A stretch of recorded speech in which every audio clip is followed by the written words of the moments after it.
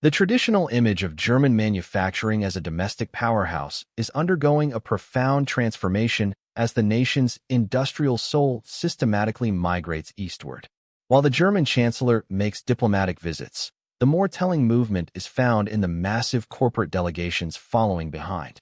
This shift is no longer about simple trade.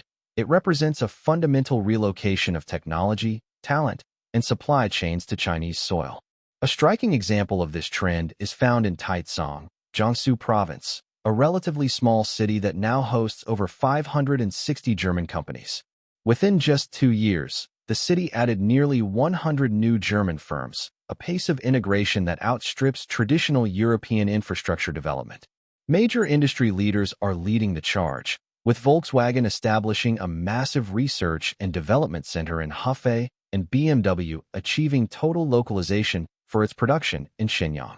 Even heritage brands like Leica have moved core lens calibration lines to Shenzhen, while others have opted for acquisition by Chinese capital to ensure their survival. This exodus is driven by intense domestic pressures within Germany.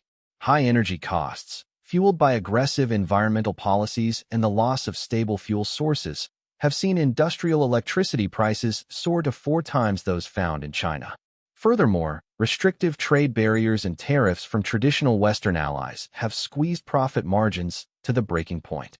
In response, German firms are seeking refuge in an ecosystem that offers stable production, a complete industrial chain, and a massive market.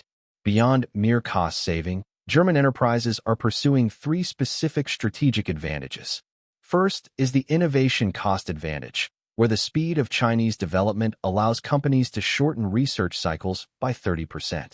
Second is the systemic cost advantage, where the dense concentration of suppliers allows a factory to find everything it needs within a 1-hour drive. Finally, there is the future cost advantage, as companies realize that failing to participate in the world's largest manufacturing hub, which accounts for nearly 1/3 of global manufacturing value added, carries a risk of total obsolescence. The relationship remains nuanced, characterized by a blend of cooperation and competition. While German observers praise the speed and flexibility of Chinese entrepreneurship, they also advocate for a balance with their own traditions of rigor and long-term planning.